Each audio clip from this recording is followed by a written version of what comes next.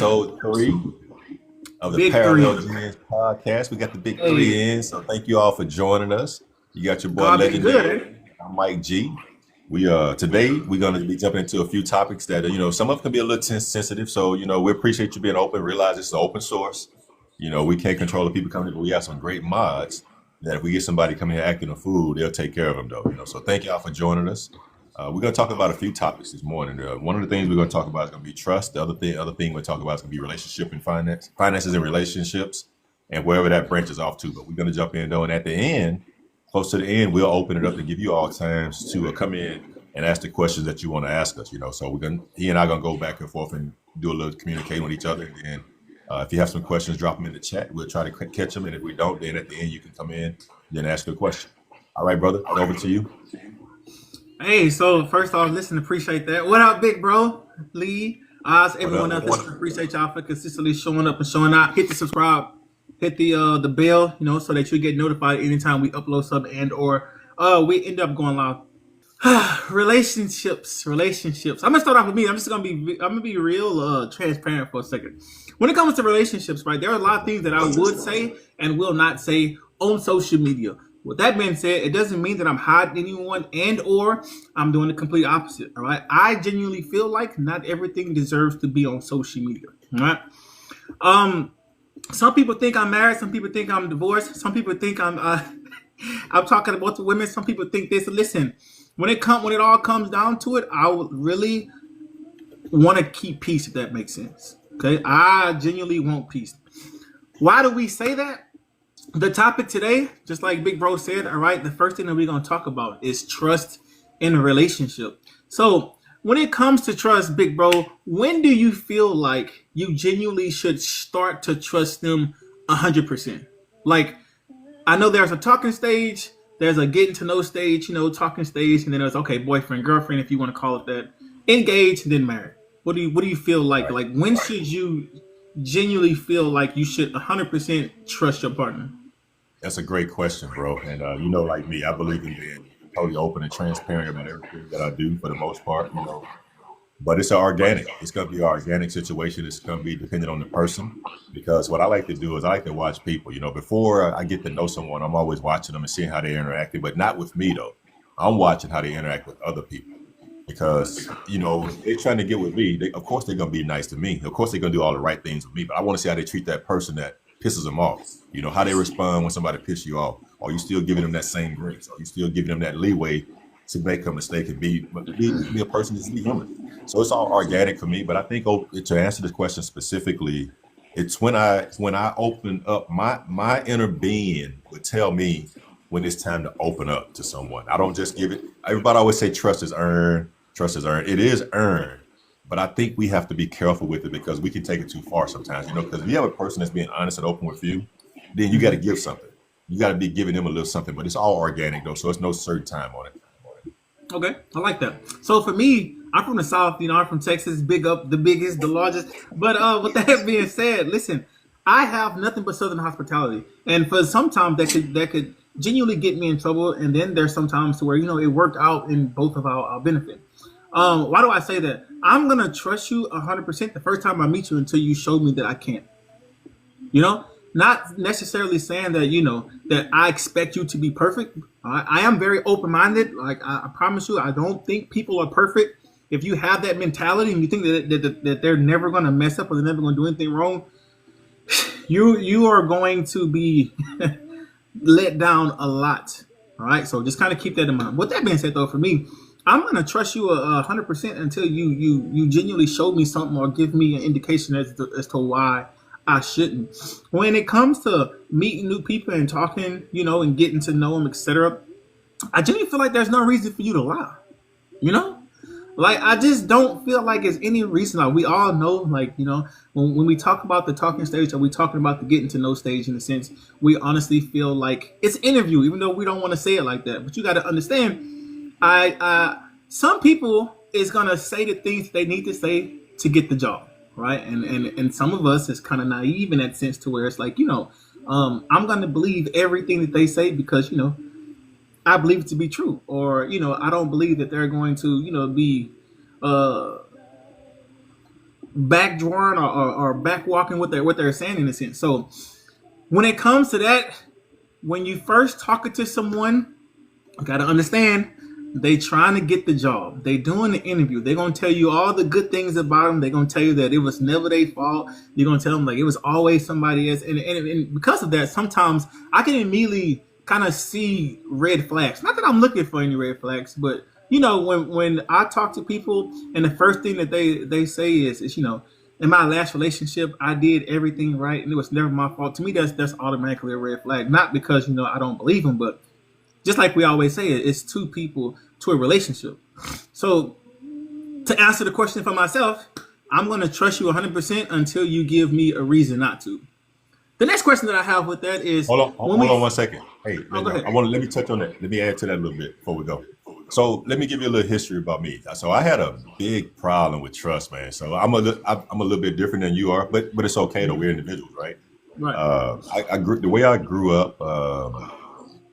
I had some men come into my life and show me some things, and I saw some things that went on when I was growing up that it formed a something in my brain that was a protective mechanism for me.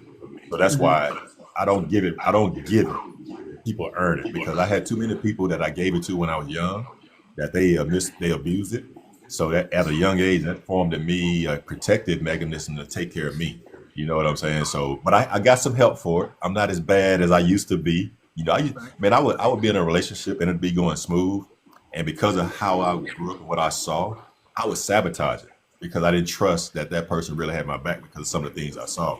You know, so I did eventually go see somebody, and we talked about it, and I figured out some things, some coping mechanisms that helped me get through that. So I do give people a chance now, but they don't get my full trust right off the bat. They earn that trust, you know. So anyway, now go ahead. Hey, listen, definitely can see where you come from with that. Me personally, it's just my personality. You know, even though like I understand like people don't always have your best interest at heart. It's just something that's just in me to just trust people until I can't.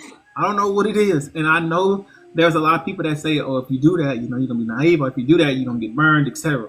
But for the most part, you know, that's just taking accountability and understanding that, hey, if I'm getting into this, I'm getting into it the right way because, you know, we don't believe 50-50 is 100-100. So, yeah, that's where I get that from. All right, so do you feel like, and this is going to be a weird question, but do you feel like being too truthful after you establish that trust could hurt in a sense? And what I mean by that is, this is going to be small, but I mean it's on a bigger scale. Let's say that you've been with your partner for, I don't know, 3 months or whatnot. And let's say that she put on this dress, you know, you already know where I'm going with this. She put on this dress and she asks you, "Hey, sweetheart, like, do you think this dress make me look bigger than usual?" And then you tell the truth. So when do you feel like being truthful in a sense could essentially, you know, be a slippery slope, if that makes sense? Yeah, if it's a slippery slope, then we got to talk about it because I always want to be able to be open and honest with whoever I'm dealing with, and I hope that they're the same with me. You know, they got to understand that I'm not doing anything to hurt them. Now, so I wouldn't say it exactly like it was framed. I would say, well, let's talk about it. You know, I would try to frame it in a way where I can still get my point across and still be honest at the same time. Because words do hurt. You know, words do hurt sometimes. You know, you have to consider who you're talking to. But I would hope that they know that if they're asking me a question, by me being honest in that, when it comes to something difficult, I'll be honest about it also. It won't be taken as a negative. But if I have someone like that, then I don't know if I would even want to be with them because not necessarily be with them, but we'd have to talk about it because if you're asking me a question and you want me to be an honest person, I can't lie in that instance. But I can say it in a way that's respectful and let you know that I care about you. But I have to be honest because if I'm gonna be honest, I'm gonna be honest. If you want me to start lying about the little things, what you asking me to do then, you know? All right. So before we get into infidelity, let me ask this. So earlier I saw this TikTok, and it's so funny because I knew what the topic was going to be today, and this just kind of just stuck with me. All right. So there was this guy. He was in his mid 60s in a sense. He had on his Jets hat, right? And he had a spool of wire, like the wire you use when you welding, right? He had a spool of wire. And he was out there by himself, just sitting on the porch, and he was holding a spool of wire, and it was almost gone, right? And she comes out, and as soon as she comes out, she's recording. She's like, "Hey, I'm coming to check on you. What's going on?" And he looked like he was about to break down. He was like, "You know what?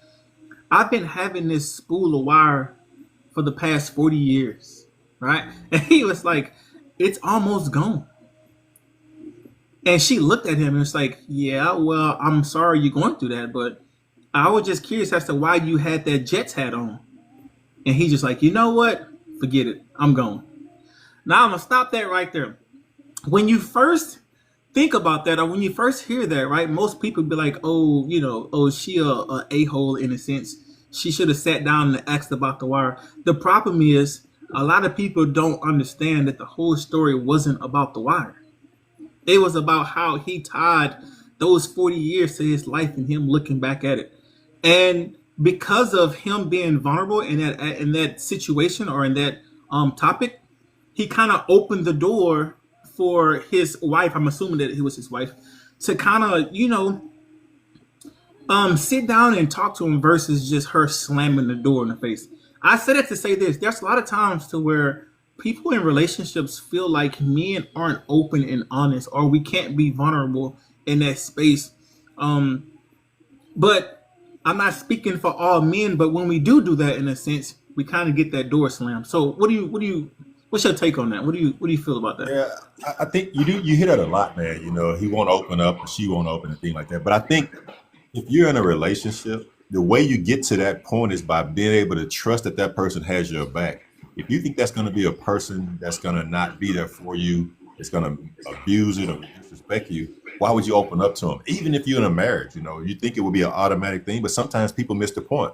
They don't understand that we both have to be open. We both have to feel protected. A lot of women, I hear them say that they want someone that's going to protect them. Well, I want you to protect me and my feelings also, because I have feelings. I'm human.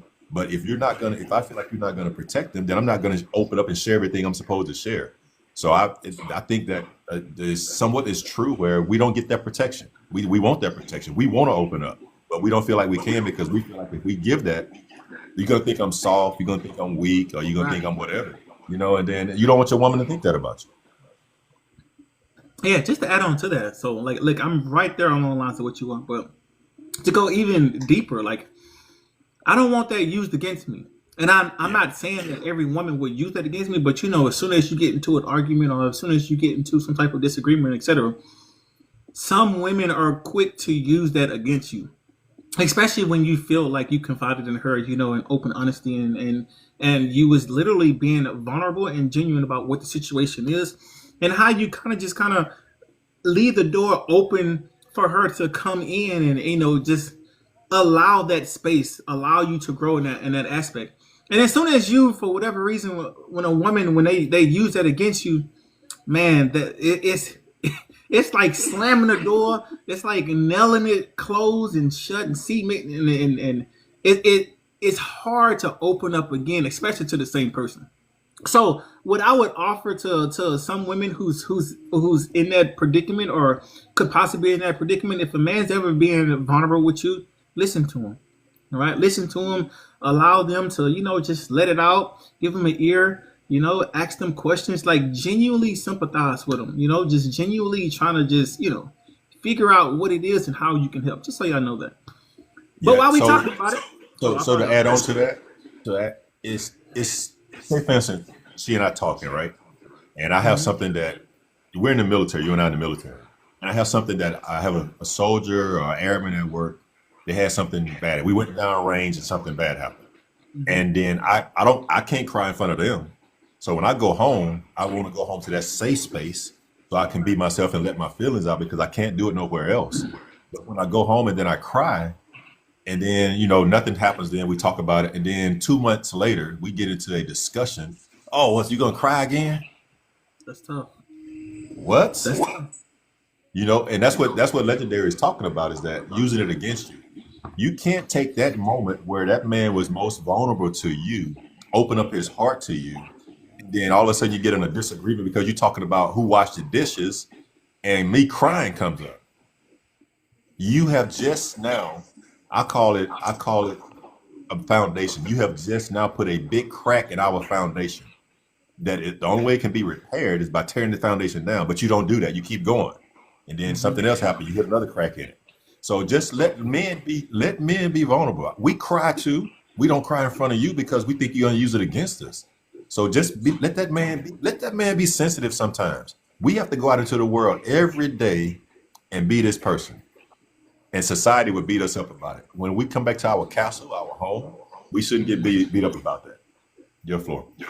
Oh, dang, yeah, I like that. And just like you said, like that's just when you do that, you create this new standard that we didn't agree with, and because of that, you got to understand like what it is that you're in a sense forcing men or your partner to do in that aspect. And again, right, I'm not saying that it just goes for men, right? We both understand how this is a partnership in a sense, but for the most part, we only speaking from past experience and etc.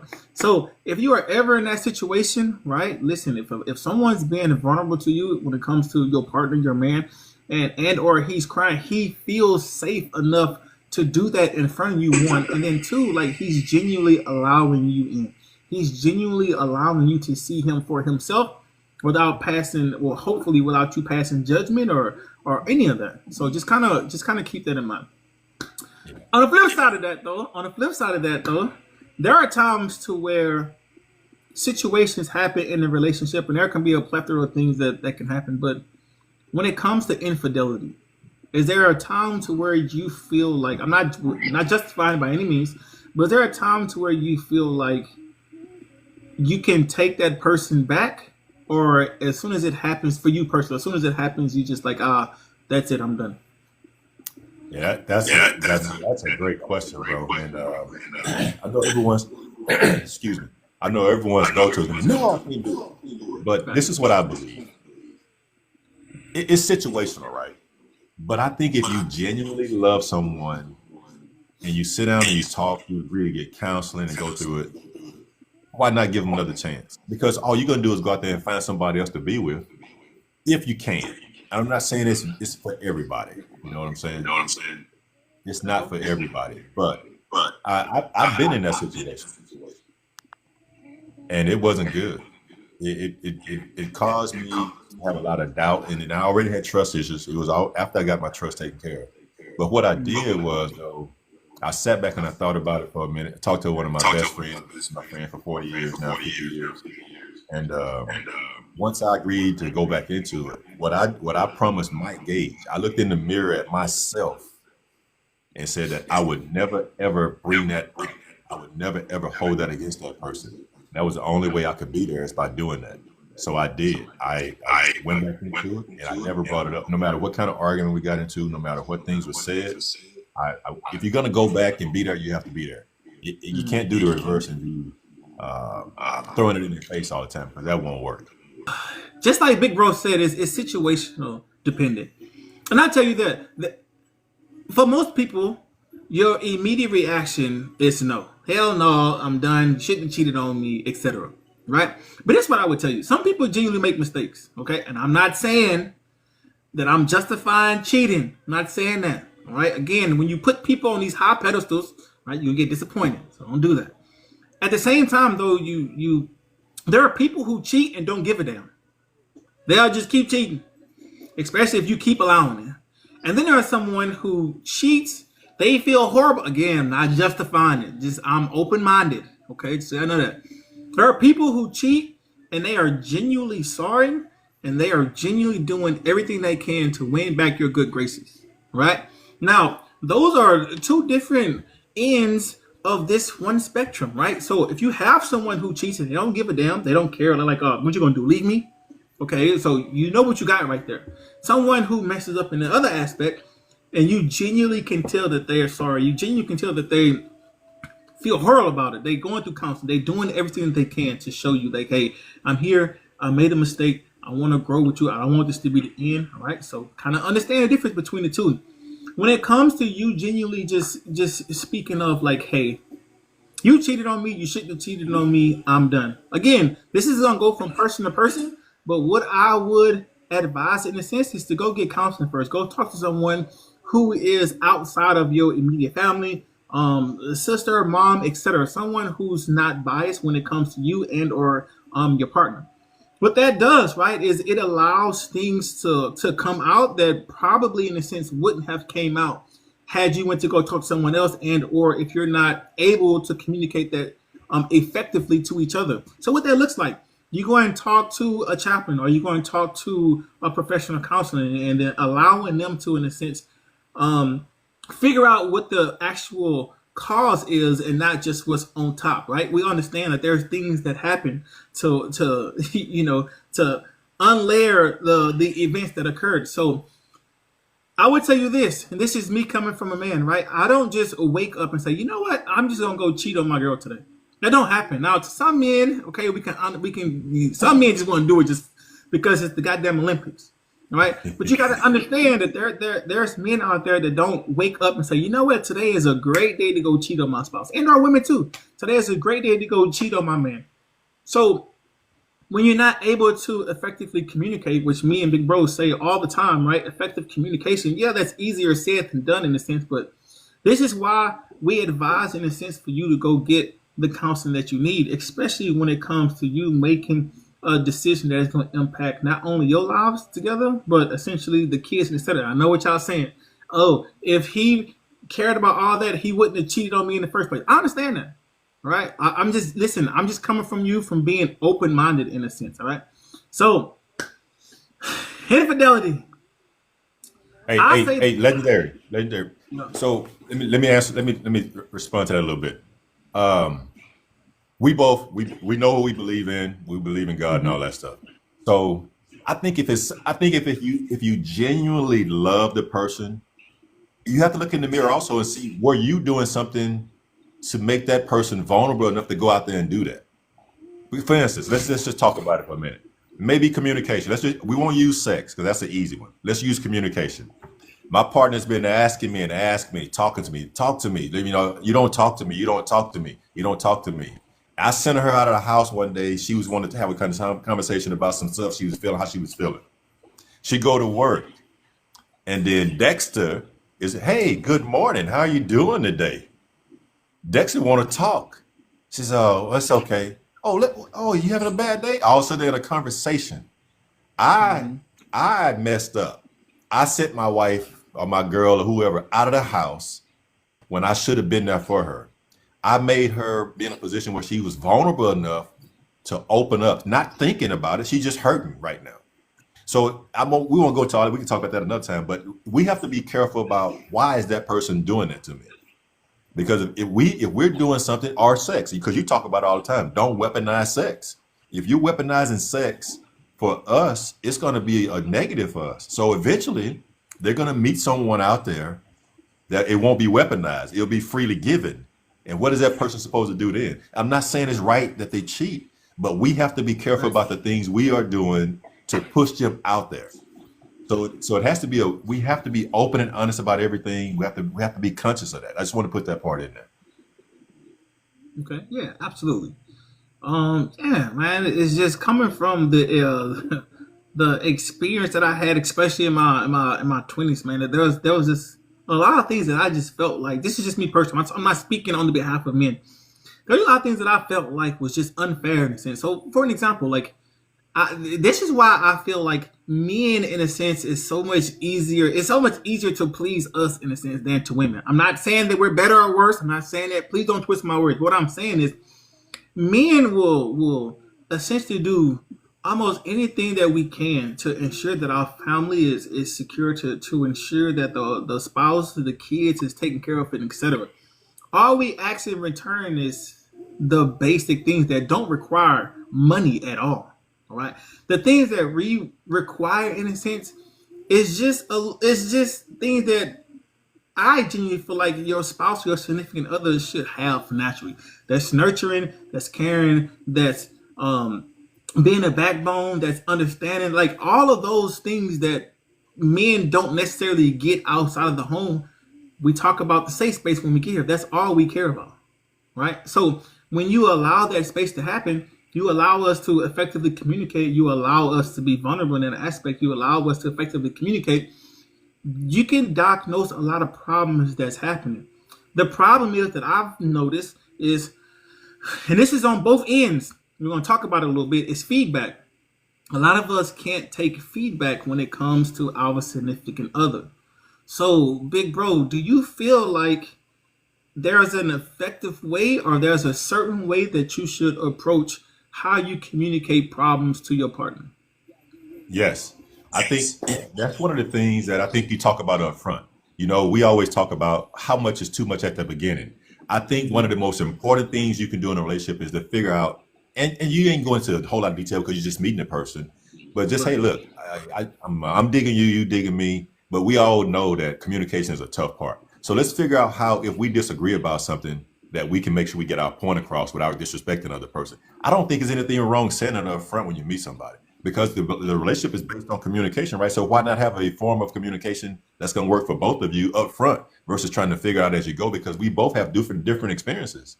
So we should take our time to make sure we can communicate effectively. So I think you figure out what's going to work for you and you implement that, because you know you've heard about, hey, if I put this thing down, it's time for you to stop talking, it's time for you to start listening, or whatever works for you. But you do that up front though. That way the communication thing won't be an issue. So yes, I think you definitely have to have a game plan. A lot of people don't think that way when all they're thinking about is she look good, he look good. When I'm gonna get in there, when we're gonna do this and that. No, you need to start figuring out if you're gonna take this farther, you need to start figuring out how you can make it successful. And that's not about being in the bed, because the bed, to me, that's the icing on the cake. Hey, just while we on this topic, and then we're gonna talk about finances because I really want to Yes, dig sir. into finances in a relationship. But since we on that topic, I'm just curious, all right? Okay, so I'm gonna say this with full transparency, right? I'm at a point in my life to where uh sex isn't the main driving force when it comes to a relationship. All right, now don't twist my words, all right? Because I enjoy it, all right. I'm not saying I don't, but I'm saying like when you get into know someone in that aspect, right? I said it to say this: do you feel like starting off with sex, even though you're learning someone, is a problem? And if it is, wow, how do you feel about that? I Let's think say it that can you be. okay, I, go I, ahead. I really think it can be. And I'll say it because from me, that's the most intimate thing you can do with a person. That's the only way in a literal sense you can become as one.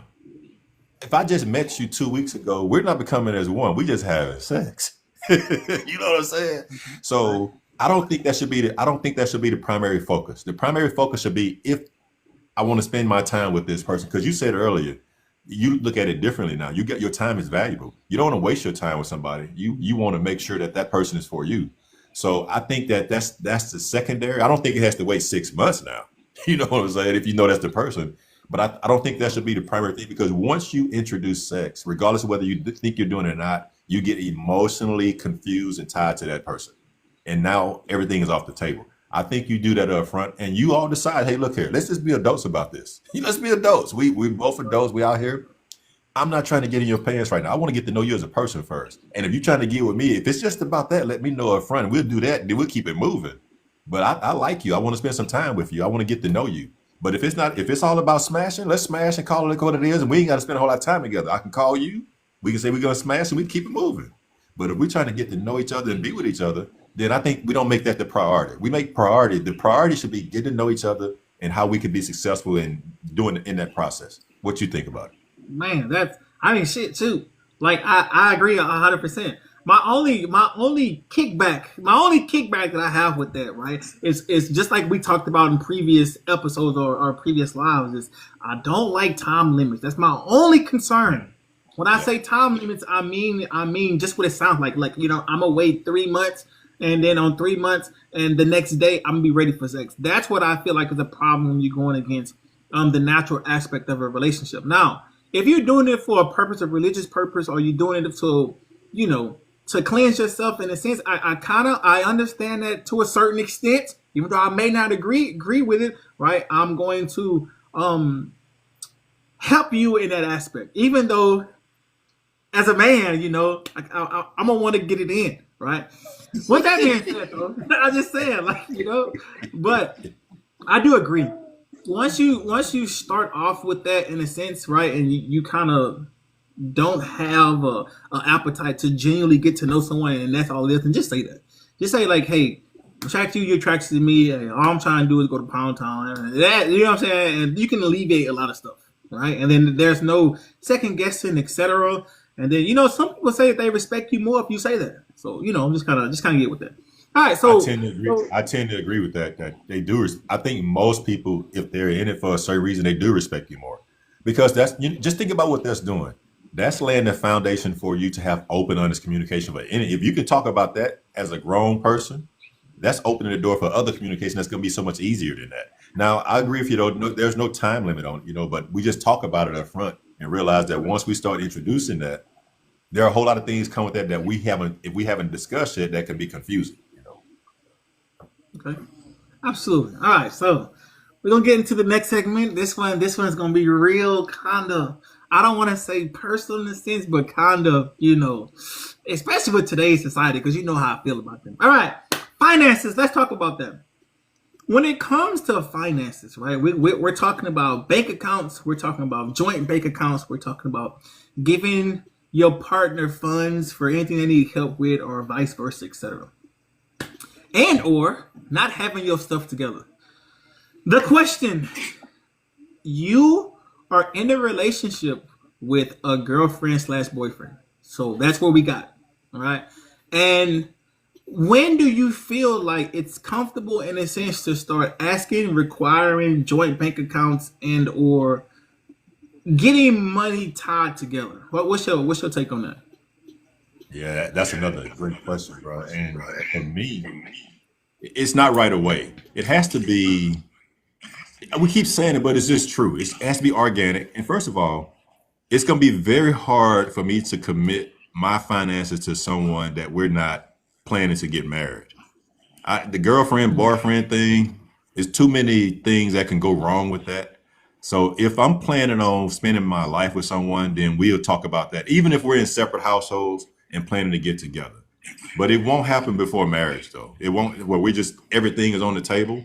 Now, we can talk about some things, but as far as me saying I'm giving you access to the accounts and all that, no, ma'am. No, ma'am. All right. So what about fiance? Fiance, yes. I can do fiance. I can do fiance. Okay. All right. But we So we for me, but we're gonna sit down and talk about how those things are gonna work, who's gonna do what. And also we're gonna have a monthly non-breakable meeting to sit down and okay. talk about what's going on. Now, and we're gonna have everything on the table. We're gonna talk about everything, where they're going. And I believe in, okay, let me say this. A lot of people don't know this about me. I was married for 19 years. And what we did was I got what I called an allowance. I got $500 of pay period to do whatever I wanted to do with it. No questions asked. It was my money to do what I want to do with it. Everything else went to the household, finances, investments, or whatever. But we talked about all of that, though. Okay, yeah. So I kind of got the similar approach. When we do get to that point, right? I genuinely believe this is just me, right? I'm not speaking on the behalf of men, but you can. It's okay to have that joint account, and I feel like the joint account is where we put our our checks in, and that's also where the main bills come out of. Now, with that being said, I also agree with us having separate checking accounts so that I can do whatever I want to do with it, and that you can do whatever you want to do with it, etc. Right? Because at the end of the day, like there's going to be things that that I want in a sense that I feel like shouldn't take away from the budget that we have together, and then vice versa, right? My only thing that I have is more so of like if you making a big budget or a big purchase, I should say, excuse me. If you're making a big purchase, then I should know about it. And when I say big purchase, for me, it's anything over like $600 or $700. Anything over that, I feel like we need to sit down and discuss it. All right. A lot of people say that it's 1,000, maybe it's possibly 15, but I feel like $600-700. Once you start passing that, that's something that you should discuss with your partner. And then some people might say, hey, that's a little high, etc. Right? If you want to say, anything over $300, I wouldn't be mad for that too. My thing is, I trust you enough to not want to micromanage, if that makes sense, and I would appreciate the same exact thing. Now we talk about unrealistic expectations on here all the time. I don't want to create a false narrative as to say that you can't spend the money how you want to spend it in a sense, especially when you worked hard for it. We are up age now, so we looking at retirement, so we should have money saved up or something to feed into the retirement life. So my biggest thing is as long as the bills are paid, right? I don't have a problem with the joint account. And on top of that, I understand that there's just going to be some things that I want that maybe it's time sensitive. Maybe like there's this one deal that's like, hey, if you don't buy it in the next X amount of time, the deal gonna be off. I want to be able to, go to my own checking account and say, hey, you know what? I deserve that. I want that. And then vice versa. But again, I feel like if it's a major purchase, no matter who it's coming from, you need to sit down with your partner and kind of figure that out, kind of balance that out. Yeah, it's all about maintaining some individuality too. Not necessarily it's a negative, but it's having some individuality in the relationship. Some people will think that the amount is too much. I think the amount of what you will have that come to you depends on where you are in your careers and where you are in life. Because it may be 100 for some people, it may be 500 for other people. For me, it was 500 because I think I earned that of what I'm doing. So if not, then we got a problem because I golf, and I have not. On a whole, I would not compromise me being able to go golf where I want to golf at if it was within reason. Golf doesn't come before the family. Golf doesn't come before anything, the relationship. But if it's an everyday thing, I should be able, if I want to go play $100 course, I can go play it. They ain't got to say, oh, can I get $100? No, I want some independence also. With that being said, let's talk about the other side of that. What if that you established the marriage and or whatever, we established that we got joint bank accounts, we together, etc. When you find out that your partner is spending money the wrong way, when do you bring it up? Do you kind of allow it to fix itself? Like what's your take on that as soon as you see that money's being mismanaged? Like I said, though, if I would be in it, we're gonna have a meeting, right? A monthly meeting, but it's not that's like saying that for us, we got that phone call that said that this is what's happening. We need to have an emergency meeting about this now. Because I saw this going on, and we had an agreement that this is what we would do. But if that agreement is broken by either one of us, so I would expect her to do it for me as well. We need to sit down and talk about it now because I already told you I have trust. I have to deal with the trust thing. Right. So if we're breaking our agreement, now I don't know what's going on. We need to figure it out. Because if we need to change up some things and make sure that you can control your spending habits, that's what we're going to do. But if you have an issue with that and you have an attitude with me about that because you go against what we agreed upon, we have a bigger problem there. So we're going to sit down and talk about it immediately. We're going to talk about all of it. We're going to get the finances thing taken care of first, and then we're going to figure out why you felt like it was necessary or okay to go against what we agreed upon when that was what we talked about. We sat down together 2 years ago or whatever and talked about it and said that this is what we would do. And if we did differently before we did anything, we would talk about it. And there's no room for spontaneity in that if we agreed on an amount. That's facts. And I want to add to that. So my take is kind of the same alliance as yours, but I want to just add on to bills getting paid. I understand that there are certain people within your own relationships that feel comfortable than the other person to pay all the bills. And I'm okay with that. My only problem with that is if the other person don't know where the money is going to, where it's allocated towards the bills. Meaning, if anything happens to the person who's paying all the bills, hypothetically speaking, they get into a car accident or anything, God forbid. And now the other person needs to be able to step in and know where all the money is going and know what bills need to be paid. Because if they don't know that, that's when you're going to start getting behind. That's where things are going to start falling apart. So it's important. This is just advice. It's important, even though you allow your significant other to pay all the bills, you still need to understand where all the money is going, where it's getting allocated to, what bills do you have, and vice versa. We think about it. Yeah, that comes with that monthly meeting, or every 2-week meeting, or whatever we decide. That's when I know everything. That's when the other person, if I'm paying the bills, then that person would know how I'm doing it, what I'm doing, and how that whole system works. I think we have to have an agreed upon system of how those things are going to work. And although one person may be responsible for doing it, the other person really knows what's going on with and can step in at any time. Because if the other person, like you said, get incapacitated for some reason, the bills don't stop coming. Those things don't stop coming. So they have to step in and be able to fill that void. So that's part of that whole initial part where we decide on what we're going to do. And that'll be a part of it as well, knowing everything that's going on and how to do it. Man, it's crazy because like I check for the most part. I check my accounts every day. I don't know why. It's just to make sure that everything's copacetic, or if there's something that that shouldn't be there, or something's missing. I can kind of get a handle on it. And I said to say this in a relationship, if you was to do that, let's say that if you was to check your accounts, like plural, not singular, but if you was to go and check your accounts, when do you feel like you're starting to micromanage in a sense, or do you ever feel like that, or when do you feel like it will start to become micromanaging? Yeah, I think it's a preference, but I also think you can't over micromanage your finances because we know there's so many different things that go on outside of us and people trying to get to our money, and whether it's the house, somebody trying to buy your house behind your back. It's no over checking that part. That's not micromanaging. That's making sure that your finances are taken care of.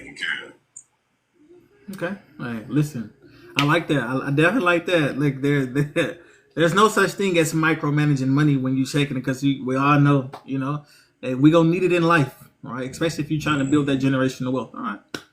Well, yeah, you got any questions for me? It's not Yeah. micromanaging. But what's a I don't when it came to relationship finances, would you be willing to let your partner manage it? Because I know how you are about finances. So would you be willing to let them manage it and be hands off and not be questioning everything that they're doing as long as y'all agree to something? I'll tell you this.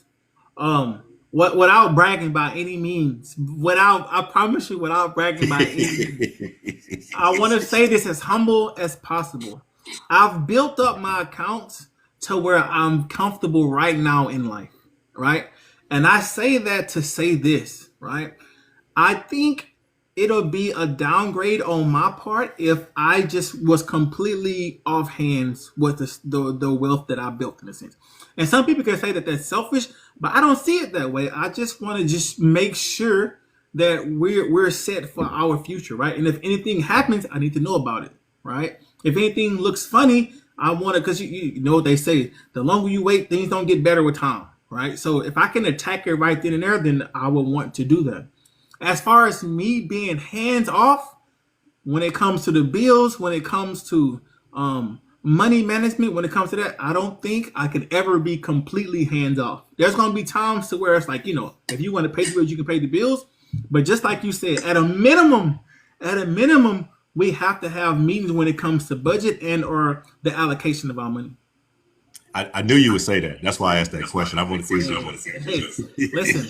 Hey, I'm at a listen. I'm not rich. Just so y'all don't be blowing up my inbox. I'm not rich. All right.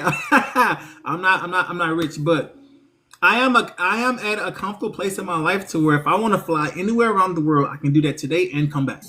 All right. So that's how comfortable I am. You can take that for whatever it is. I'm not bragging by any means, but like I'm getting ready to retire, so I want to ensure that I can retire, comfortably, if that makes sense.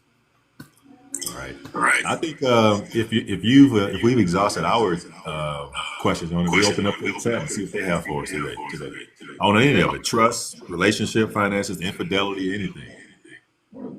I'm rich in my mind because I know how to manage my money. Shane, there you go. Listen, hey, man, wait. Before we open up, hold on. Let's talk about credit real quick. Okay, so Okay. let's say hypothetically speaking, let's say for whatever reason that was a topic that was missed. Meaning when you went through the finance discussion, and I understand it shouldn't be missed, but it was. And now you're married, you're getting ready to go buy a house. You both put your names down, Social Security get pulled. One of you have great credit, one of you have horrible credit. Where do things go from there? So honestly, I can't say that would happen, to be honest with you, because that's part of the finances, right? But if it did and Right. something came up, we just have to deal with it because I'm already in now. I can't back out of it now. I'm already in, so I got to just deal with it, and we figure out how to correct it and get better. Okay, so with that being said, would you be willing to help your partner with their credit, if that makes sense? Like, would you be willing to drop thousands of dollars to fix their credit? Yes, as long as they're willing to use my system now. You use your system. It didn't work. I'm not throwing arrows at you. I'm just saying, just look at the facts. My credit score, your credit score. Mine is this, yours is that. Show off. So if you're not willing to do that, then we got issues because I'm using something that's worked. You're using something that's dragging us down.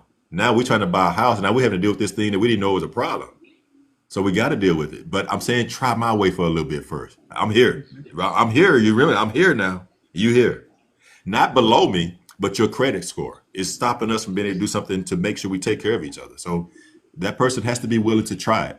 And I'm not saying it has to last forever, but you have to be willing to try it and learn a different way to do it so we don't get put in that position again. Facts. I like that. Damn, I like that a lot. Dang, that's something that, boy, because finding out somebody has bad credit at that moment, I'm not gonna say that that's a relationship ender. I wouldn't say that. What I would say is, why the hell you didn't tell me that prior to us doing this? You know what I mean? Right. Like, I know we talked about finances. Why didn't you bring this up? Like, this is something that's going, you know what I'm saying? I get to flipping goddamn tables and I'm just like, all right, man, let's open it up to the chat. Chat, how y'all feeling, man? Hey, we apologize for the echo. This is why we practice, right? Practice makes perfect.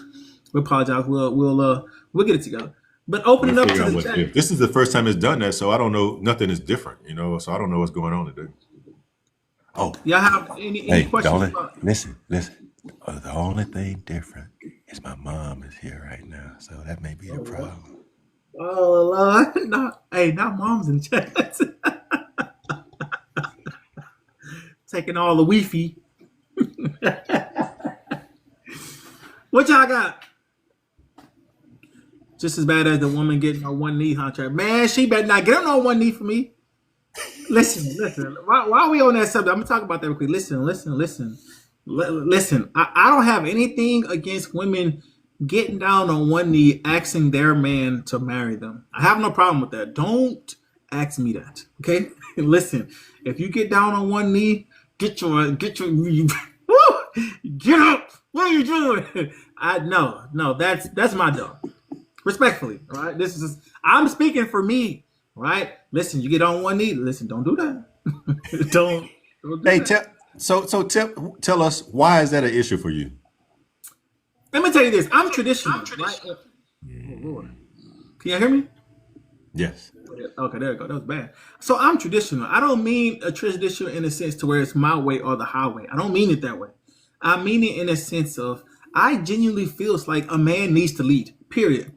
And I get it. I know that topic right there is going to throw a lot of women off, all right? Because you feel like, hey, women can lead. And I don't have a problem with that, all right? I'm not trying to persuade y'all to come to my world, all right? In my world, right, we talk about it all the time. One, being led by God. And two, you are going to do whatever it takes for your family and you to grow together, right? So with that being said, a man needs to lead.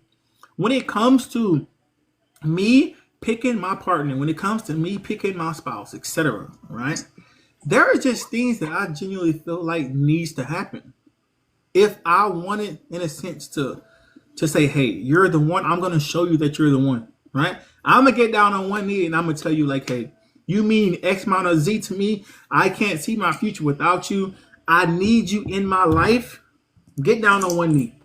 If a man, this is just me. If I haven't told you that, I don't feel like that, right? And if I do feel like that, or if it's close to, I'm going to start showing you different things in a sense. Like, you know what? I'm going to go look at some certain things today. You want to come with me? And I'm going to pass by the jewelry store and I'm going to come back. I'm like, oh, let's go see. You know what I'm saying? There will be hints and stuff in there. But my only beef with that personally is if I wanted to be married in that aspect, I would get down on one knee. If I felt like you was the one, I would get down on one knee. And again, that's a lot of interpretations with that, but that's just genuinely how I feel. Right. So with that being said, I got a follow up to that. I think you're right about that, though. Let me say that before I move on from it.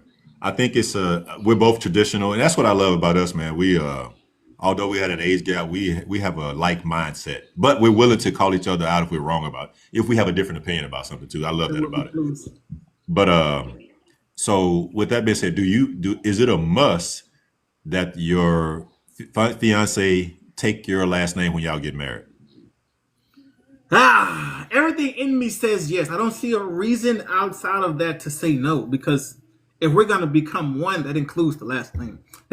I don't think there's a lot of reasons that I'll be okay with a woman not taking my last name, even if it's hyphenated. Like, nah, it's either it is all the way or It's either way or none. To me, how you feel about it? No, I agree 100%.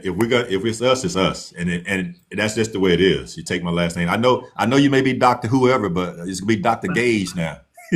Oh God, you know what I mean? Like, and I only say that because we obviously we know our religious backgrounds, right? Yes. When you make that promise before God, right? Listen, that means that we're going all the way in. That's 100%. Anything that's hyphenated or you still wanna linger, I'll tell you this. The only way to where I would say that I'm okay with it being hyphenated in a sense is because the last name that you currently have has a legacy behind. Not saying that, I hope I'm wording that right, but meaning you're trying to keep the legacy of etc. because of something that was very important in your life. If you're just trying to keep it because you think it's a cool name, hell no. If you're doing it because they did some magnificent change to society or impacted your life in a way that was unreal, okay, I can, what I'm saying, I can kind of, what I'm saying, I'm open minded to that. Other than that, though, nah, ain't no hyphenation, ain't no keeping the last name, none of that. Speaking of, because this is tough. We're gonna go back to the fight ass real quick. Would you be okay with a talk of a prenup before you get married? Yes, no, and why? You asking me? Yeah, Or you asking the chat? you. I know. Yeah, yeah. Look here. This is my belief. I believe I'm not a celebrity or nothing, so I don't need all that. But if I'm marrying someone, we're saying everything gonna be together, and I'm marrying that person going into it knowing what their statistics are for marriage and things like that. I get that. But I think it just sets a negative tone to the relationship if everyday people are doing that. I do understand why celebrities and things like that do it. I don't have any problem with them doing it. But everyday people, you ain't got that kind of money. You don't have that kind of lifestyle where you are doing all that. I think for everyday people, there's no reason for it. If you having doubts up front, and that is a doubt up front now, because Right. you can't fix that any kind of way to say there isn't a doubt. That's a doubt up front because you're saying that just in case we get divorced, I'm gonna protect you. So no, I don't believe in it. For me, what about you? I'm the same way, and even though I'm real big on finance. Listen, if I'm going to trust that person wholeheartedly, meaning I understand that's a possibility that I can get my heart broken. I understand that's a possibility that it could all crumble down, but she's worth it. So hey, whatever I have, you have. Right. What's up, bud? Yeah, I agree with that. Hey, before we get too far, we're going simply had asked a question a long time ago about the score. She said, ask the person's credit score up front. I think that's a must in this day and age. Credit score changed a lot too, depending on what happened, how long. So I mean, I understand that, but man, maturity is understanding that credit is more important than money. Just so y'all understand that. Yeah. Nope, doing prenup. Nope, doing prenup. Is it a deal breaker? Doing a prenup? Is it a deal breaker? Great. Okay, we answered that. Oh, hey, somebody said, hold on, Mike G. Trav got it like that. Hey, I don't have Trav's ends then. I don't have it like that. No. I don't have it like that. I don't have it like that. Oh, let me start. Listen, I'm blessed. Okay, that's all I'm gonna say. I'm blessed. All right. I am blessed. I would say that. Um, there ain't nowhere around that. I'm blessed. You So mentioned a jewelry store. You mentioned a jewelry store. right. Do you want your fiance, do you want your girl that you're trying to propose to be your fiance to be involved with selecting a ring, or do you select the ring on your own? Nah, I'm gonna do it. I'm doing it on my own. But the only reason I say that, the only reason I have a little different opinion about it, because I want that person not to settle for what I get them, but to have what they want, because that's a very important thing to them. So I'm gonna ask their types, but then I'll go get it. But do you Right. ask the questions about what they like and like Oh size? yeah, I mean, yeah. not size. In that aspect, Okay. yes. Yeah, But yeah, yeah. here's why Okay. I won't allow them to go. And the main reason is because I want it to be something that I feel like is significant to me towards her, if that makes sense. Right. No, I agree with that. Now, I agree with that 100%. the upgraded ring, once we, you know what I'm saying, the upgraded one, oh, hey, look. Go show off, boo. Go ahead. Go show off. What's that price? Hold on now. Let's pray about this. You sure you want this one? You don't want this one over here? You know? Hey, okay. Let me say this then. When I do it, because of where I'm at in life, it's gonna be the one that it won't be no upgrades needed later on. Oh, show off then. Oh shit. Okay. Up front. Okay. Up front.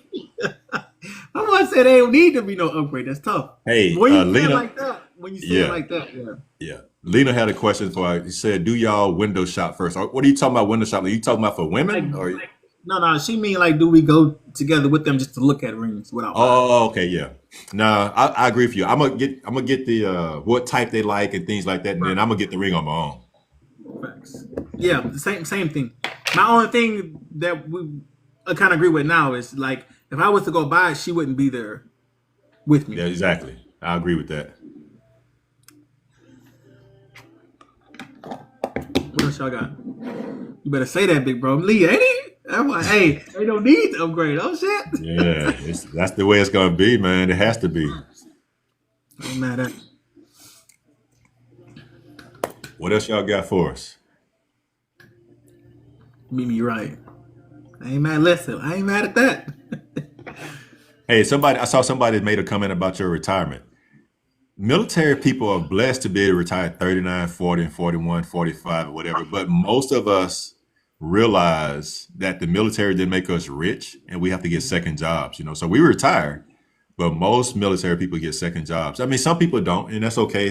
But I don't see what I probably would be bored out of my mind if I didn't do something else, after the military, especially if I retired at 39 or 40 years old, which I did. I retired at 39. Yeah. Working on that second one now. Yeah. So 20 years for me, I'll be 38. With that being said, like a lot of people feel like the military wouldn't be enough to sustain retirement, but it just depends on what you've done with your money leading up until your retirement. If we're just being honest, just being transparent. For someone who essentially did the 20 years and they got hurt, like because of military engagements and stuff. You get 2 checks, right? I'm not going to disclose the amounts because it varies from rank and position and all that, but you get 1 check for retirement. You get 1 check from the VA benefits, meaning the things that impacted your life in a way to where it's not the same, or it took a toll on you in a sense. On top of that, we also have TSP. Now, I'm not trying to get y'all to pocket watch by any means, but we also have our thrifty saving plans as well. So there's potentially 3 checks that you can get once you retire. Now, a lot of people still feels like it's not enough, and it depends on your lifestyle. It could not be, all right? And then there's some people who's like, yes, this is enough, but I still want to work because I'm still young enough to retire again. Big bro right here, That's gonna be me too. Even though I'm gonna take me, I'm gonna take me some time off. I'm still gonna, there's no way I can genuinely see myself just sitting down at home and not doing anything. Yeah. So I agree with you 100%. I feel very, very blessed. Let me tell you why. I came in the military under open general. I didn't know what job I was going to get. I could have gotten anything, security forces, cook, or whatever. And I got very, very blessed. I didn't have any focus right out of high school. I didn't know what I wanted to do in life. All I knew is that I needed a job. I liked chasing, and the military gave me a job. They fed me, gave me a place to stay, and gave me some money in my pocket so I could chase responsibly. But with that being said, I didn't realize the blessing that it was at the time. So now, like you said, Legendary, I have my retirement check, I have my disability check, I will have my civil service check as well, and then I have my TSP. And then on top of that, most military people are in a better position to take Social Security right away, and I'll have Social Security at 62. So that's 4-5 streams of money coming in. Now after this retirement, if I go somewhere to work, it's only because I'm bored and want to talk to people. I'm not having to go work. We had 2 questions a little bit a ways back. It says from TW, it says moving together before engagement or not until you're engaged or married. And then the second one, I'll just read it so I can catch up on the comments. The second one was, how do you feel about your partner going out at night without you? Whew. let's talk about that one first. once we decide that we with each other, ain't no damn going out to the clubs, hanging out at nighttime. For what? I mean, I'm not being controlling anything, but we know what goes on in the club. Now, if we go into a function or something and hanging out, yeah, that's cool. Or if you go into a work function, yeah, but being out at 2 or 3 in the morning, mm-mm, mm-mm, mm-mm. Hell, no, not hell to the no. It's no purpose for that in a relationship. What do you think? No, I'm agreeing, but I'll tell you this, right? I don't club, I don't drink, I don't smoke, right? And when I did club, this is just me being transparent. I only went there for one thing. I ain't gonna lie to you.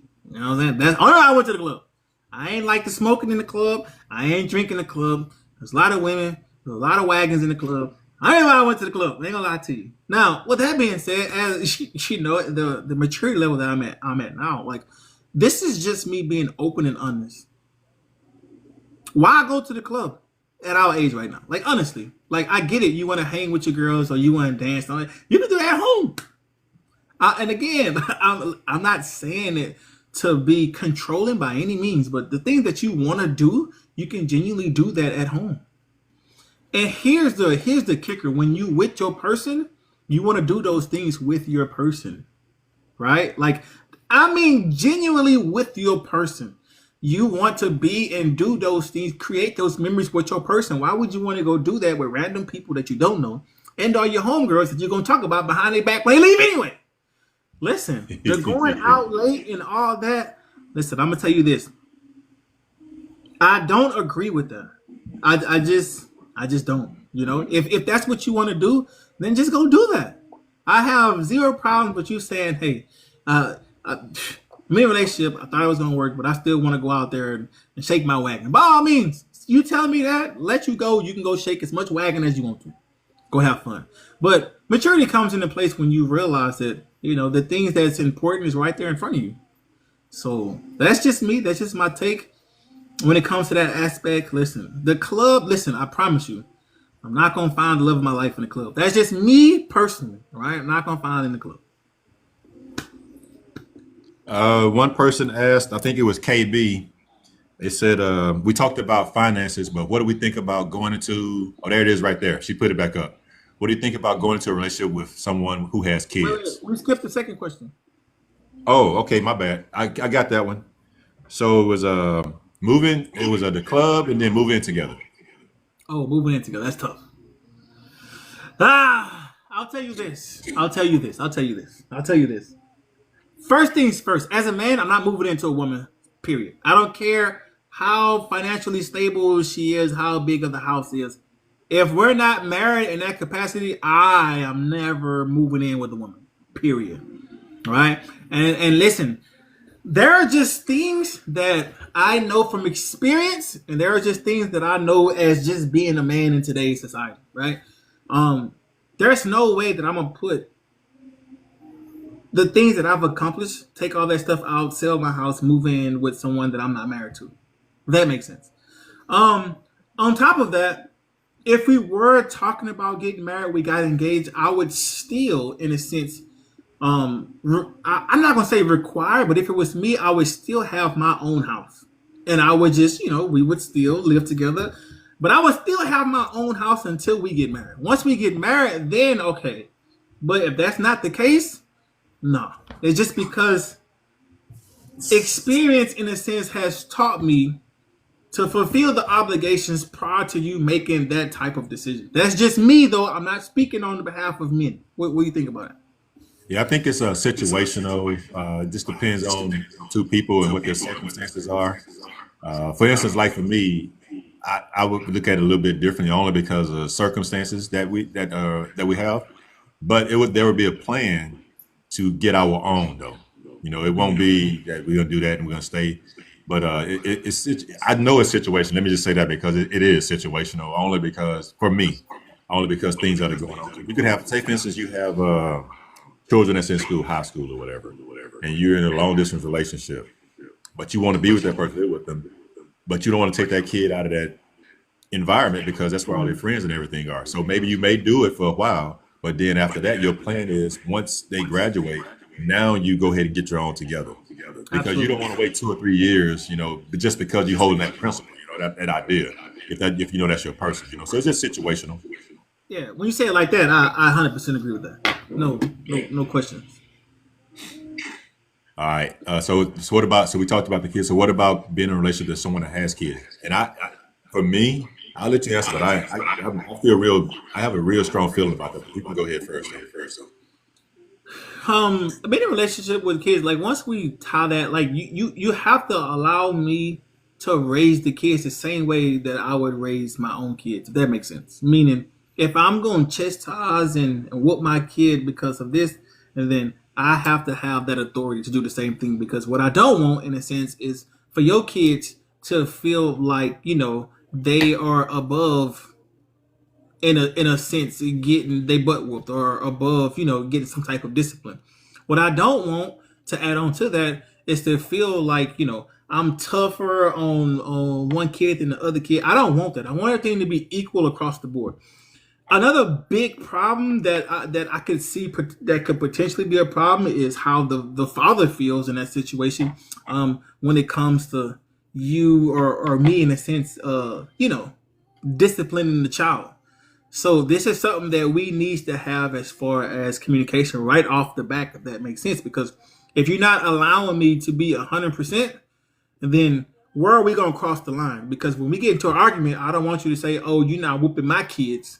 Whoop your own kids." Like when you say shit like that, that don't go away. You know what I mean? So it's either you have to give full authority, or we have to talk about something else. What you got? Yeah, they say. Just so I apologize. Just so you're tracking, I whoop ass, right? Listen, belt to booty, hot buns. I'm not playing. Go ahead. That's something you have to get up. You have to get that out of the front. Let them know that's what you believe in, right? Not playing.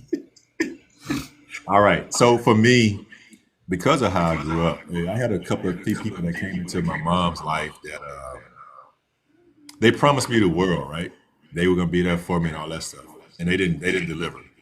And but I think that if I'm gonna be in a relationship with a woman that has kids, and if we're gonna be serious about it, we have to understand. She has to understand that I don't. I only know one way how to be a man and be a father. If I can't be a father, I'm not trying to take their father's place. I'm not trying to Right. be that other person. I'm saying though, in the household that I'm in, that's the way I'm going to be a father figure. And then the relationship also depends on the kids and us getting to know each other. I'm not gonna come in there and be a tyrant or anything right off the bat. I'm gonna come in there and try to build a bond with them and things like that. But I have to be a father though. If I can't be a father, then we're wasting our time. Absolutely. Would you get married to someone deep in debt? That's They tough. messing with you, huh? They messing with you about that I'll one. tell you this: when it comes to finance, it genuinely depends on how open minded they are. If they close minded and saying, "Hey, I don't want you managing finances and all that," meaning like, "Hey, is they way they gonna figure it out?" Then absolutely not. That'll be a done deal. If you take accountability, put your ego to the side, put the process. I would say that all the time. Say, "Hey, I need genuinely help with my finances. I need this." You let me know that up front. We take a look at it. We go from there. Because me, I'm passionate about finances now. All right. I don't want y'all to feel like I've always had the amount of money that I've had. All right. This comes from trial, error, repos, all kind of stuff. And then it got to a point to where, you try to get a loan and you keep getting goddamn denied. And you say, okay, let me take a step back. Let me figure out what the hell is going on, right? Start off pulling your credit. So with that being said, I'm not saying that there are things when it comes to finance that I'm just going to automatically say no about. But it's more so if the person is willing to change their spending behavior. They're willing to change, for the betterment of not only themselves but for the relationship slash the family. So yeah. Again, if you're looking for the perfect person, they don't exist. I'm just letting you know that someone is going to fall short to some expectation that you have somewhere. It just depends on how you feel when it comes to balancing that. You know, do you know more in that situation that can bring them up? Do you feel like, you know, she weak in this area and you weak in this area? Oh hell, somebody got it. You know what I'm saying? It just depends. Yeah, I agree with that. It's a situational thing. It's not. It's no one thing fits all. Let me see. Miss KRN said, "Do we give the woman the same authority as we're expecting when we come into the household?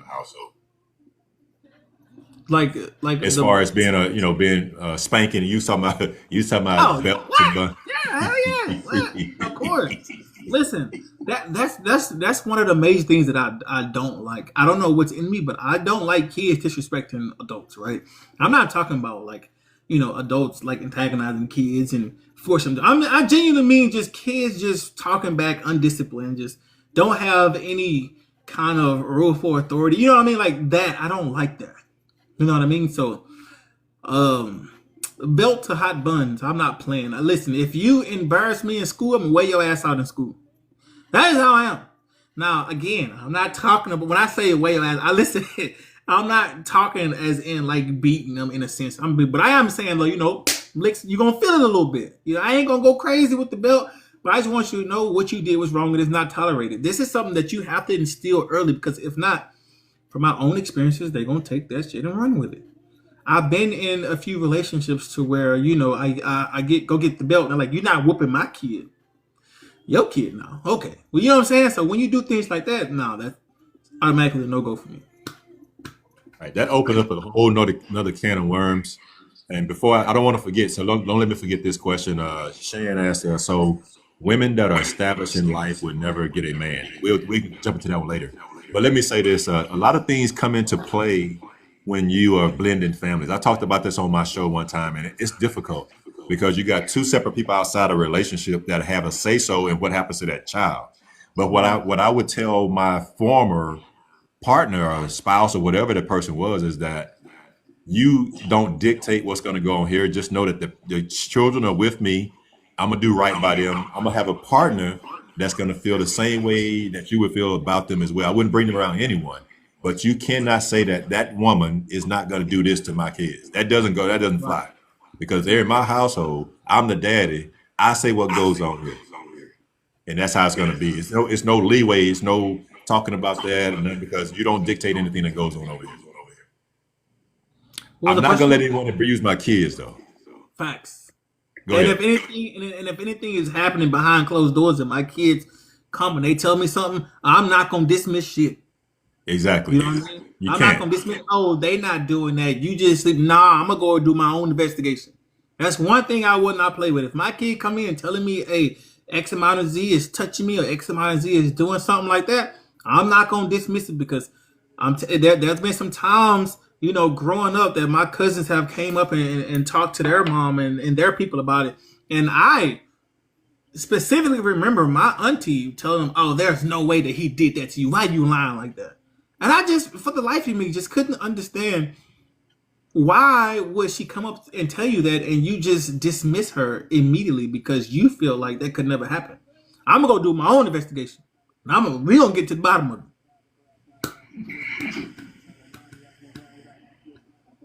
What was the question? I forgot. What was the question? You answered it. You answered it. The next one was it says from Shan. It said, so women that are established in life would never get a man. I don't think that's true. If I'm understanding the question, Women that's understand. established in life will never get a man. Yeah, I don't. I think this is just me hyper. I don't know if you meant it like this, but that there are women who put their careers and put the things they have accomplished ahead of their household in a sense. If that's what you mean, then yeah. When women like that have done things like that, or accomplished things of that nature, then they in a sense just kind of feel like, you know, I've did this, I've done this, I've managed this, I should leave my house or I should do this. If that's what you mean, then again, men aren't afraid of women like that. It's just men don't, in a sense, want to be in competition with a woman like that because then you're a man. You're giving off masculine energy. And a lot of women that that's in that predicament, but like, oh, I don't want a soft man. I don't want a man who's gonna be fearful of what I got. That's not the case. That's not the case. It's just we don't want a masculine woman. That's all that is. And some women feel like that's not masculine. And I tell you this: if you had a man who dresses up like you and puts on the wig and put on the dress, you went out on a date with him, how would you classify him? What would you say? He's not man enough. Why? Because he's dressing up as a woman. You would be like, oh, hell no, this dude, he's too feminine. That's the exact same thing that men say. I don't understand why that's so complicated to understand. Right. No, I agree with you wholeheartedly, Legendary. See, the thing is, this is the thing. It doesn't matter your money. It doesn't matter your social, economic status, anything like that. We all have a natural order in life about how to be. You know, I'm into animals. I love the lions and the killer whales and all that stuff. In both of those species, they have a natural order about how things go, and those are not compromised. No matter how many times the lioness can go out there and get food for the family, when daddy come home, daddy gets something to eat at the table with the, it's just the way it is. So just because a woman makes money, is leading a company, leading whatever, it doesn't replace the man in the household. Now, if a woman leads with that, then you need to be by yourself, because right now you don't want that type of household. But you can't put me in a corner just because you're making more money, because the money is not yours. It's ours once we get married and be together. So it's not about the money anymore, about how much you make. It's about what we do with that money to elevate us to a different status in life and different lifestyle. But the man still is the leader of the household. And see, a lot of people get caught up in that thing, lead. The man is not a person's master or a boss or anything. That's just the natural order of what the position is in the household. That's just the way it is. Go ahead, Legendary. And then just like I always say, right, when a woman being submissive, right, that's not derogatory. That's not a bad thing. It just means that, hey, the ending decision comes down to the man. That don't mean he's going to make decisions without you. That doesn't mean that you as a woman won't be heard. That doesn't mean that we won't take your considerations and everything that you bring into consideration when we're making that type of decision. So, just food for thought. So that's another thing. If a man is a true leader of his household, he goes to his woman about all things, or mostly all things that they're deciding for that household. He's never saying, you know what, I don't need you for this. No, because sometimes, a lot of times, the woman can see blind spots that I can't see.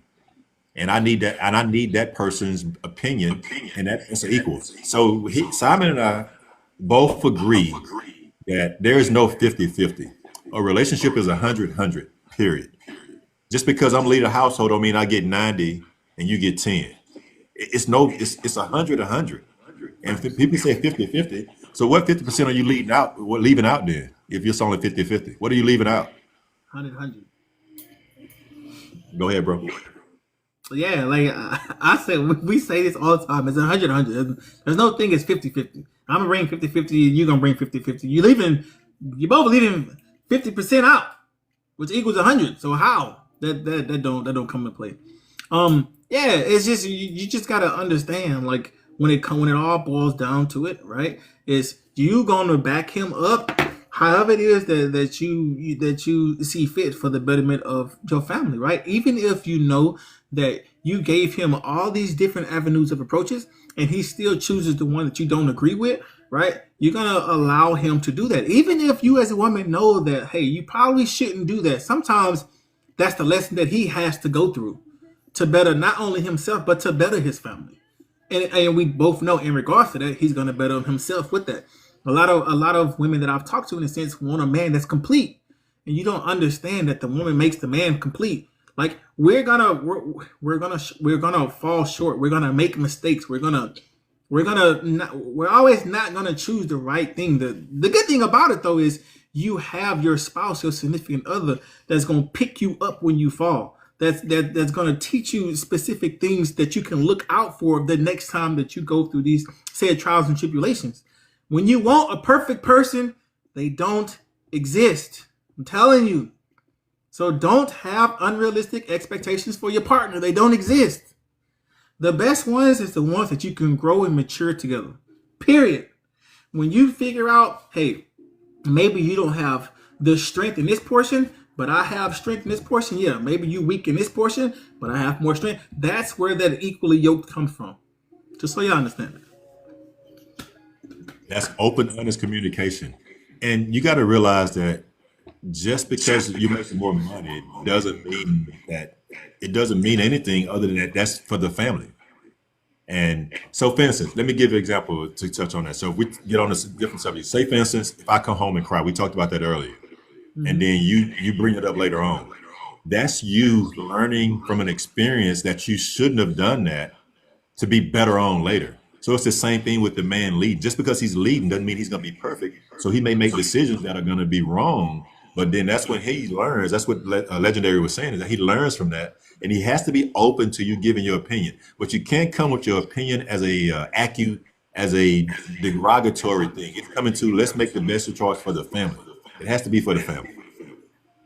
And if you say, I told you so, you did this and did that, he's not going to want to make decisions again, because he's going to be waiting on you to say, I told you so again and again. And that finger, that finger coming at you all the time. Go ahead. And then that's when, you know what I'm saying, the woman, in a sense, they get that self-gratification. Like, yeah, I told your ass not to do that. Now look at you. Don't do that.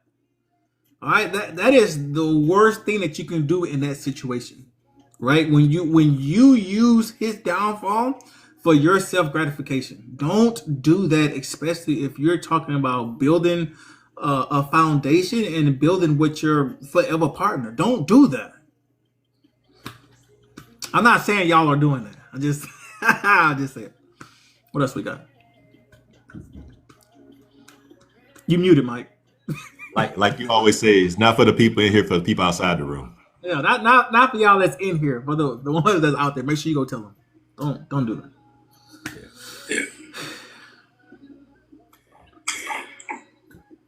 All right. Anybody have anything else before we start wrapping it up? Why can't he laugh like that? Man, what is all that about? That remind me of that damn Taco Bell. What? Hey, for everyone that don't know, we'll go ahead and say it now. We are going to be transitioning over to YouTube soon. So if you haven't already subscribed to the page, look in our bios, and you can go subscribe to Let Me Live. You want to come up and talk? Let me live. Let me live. She said, "Let me live." I thought she was trying to come in the box. But anyway, go to our bios and subscribe to the page. We're gonna go over there. We're projecting around January sometime. That's when we'll be going live, and we'll also be putting everything over there. We don't know what's going to happen here, and it's not really based on that. It's just based on that we have a little bit more freedom to do things over there. Some things are more strict over there also, but we have a little bit more freedom over there. So we're going to migrate to that because we can reach a larger audience over there because things are going to be changing here. Yeah, we got a few questions. First question is: are you testing which time slot is the best for the podcast? Why the fluctuation in days and time? We're not really testing it. We're just trying to be fair to each other because one of us have to lose sleep. It's like what 6:34 here. For him, it's 8:34 over in Korea. So we're just trying to make sure that because he had a platform before we started this, I had a platform. I'm just trying to give to both of those at the same time. Once he comes back to the States, then we will narrow it down to a certain time and day of the year. Okay, he's in that gym. But we'll narrow it down. But we're just trying to be fair to the people that were supporting us before we started doing this together. That's all. Absolutely. What do you all think? Do y'all prefer the morning? Because we can, if you prefer it like this, we don't have a problem doing this on a Saturday morning. Or if you want to continue doing it at night, I'm down with it too. Yeah. Just let us know. But we were just trying to be fair. Next question. I love answering this question. I don't know why. I just do. How long are you in a relationship before you know that's the one? What you got? For me? Yeah. There's no time limit. You've already said it. There's no time limit on it. But I don't think it takes a long time to figure out if that person is for you. I'm not going to say that it takes me a year.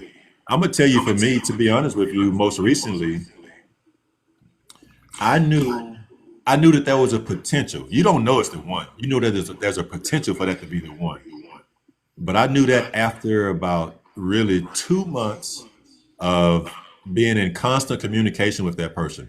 And when I say constant communication, now they made it hard on me now. I didn't get no phone number.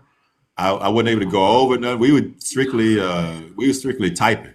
We weren't FaceTime or none of that. But I respected that though. You know why I respected that is because there are a lot of people out here that are a lot of wolves in sheep's clothing.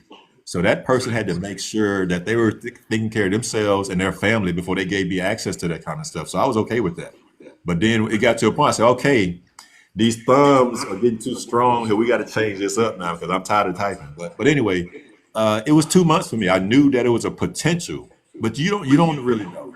You know there's a potential for this to be someone that you can spend the rest of your life with, and that you'll be willing to try that. What about you, Legendary?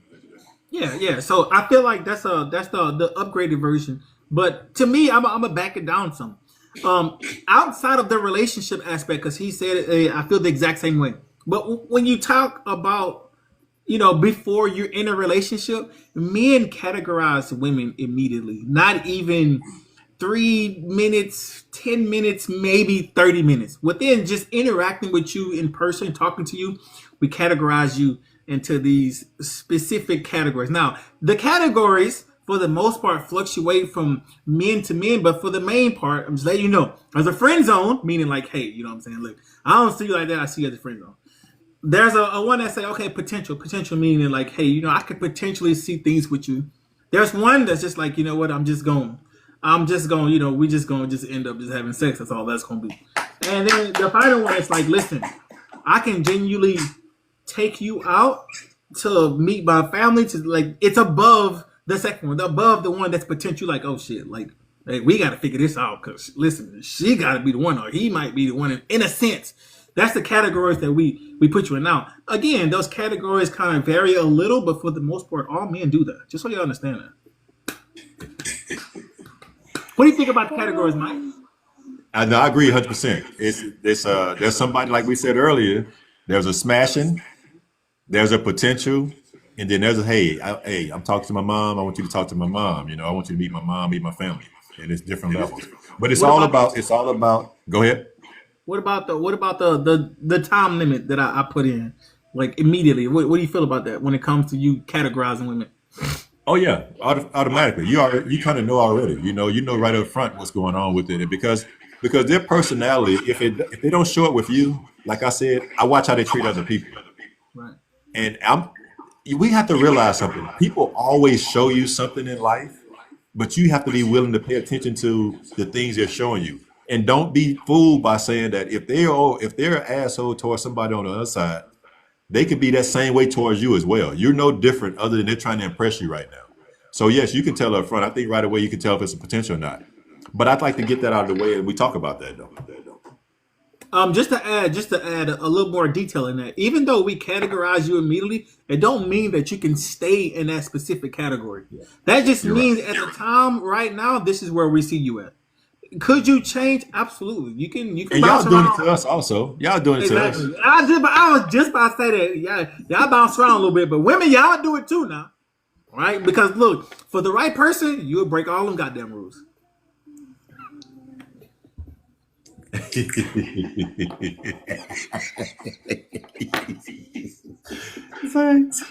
love. I love Johnny. Listen, when you meet that person, like things just change. I'm telling you, things change. So, if it haven't changed for you yet, don't worry, it's coming. What's not true, Rose? Just Rose? Tell us what's not true so we can try to clear it up for you. You know Rose being her own way. I know. Rose, before you answer, are you speaking on the behalf of men or women? Oh, good point. Because men tell you exactly what we won't take. I'm not breaking rules. Okay. Understood.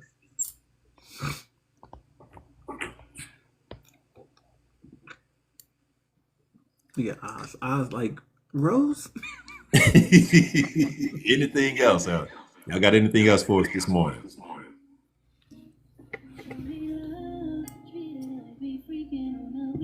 Once they get rid of the no fault divorce, good luck getting any woman to look at a man. I don't know. I'm in Korea, so I don't know what that means. look, I'm in Korea. I ain't heard the no. I kind of got it, an idea with that. What do you think he's saying? Like no fault. Like, I'm just, I don't know first. Tracy, what you mean by that? Because look, I don't want to look crazy. What you mean? I was surprised. I was surprised you was going out on that limb. I was about to. I was like, let me just give me a little bit more context. Right. Well, Diane, we initially started talking about trust, relationships, and infidelity, but now we're just opening up to the floor to ask questions right now before we get off.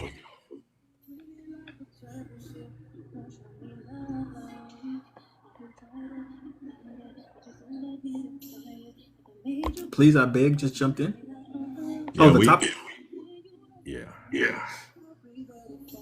You can you can be asked without cause. I think that's kind of true right now, though. Because although you have to go through a process, people get asked all the time without cause.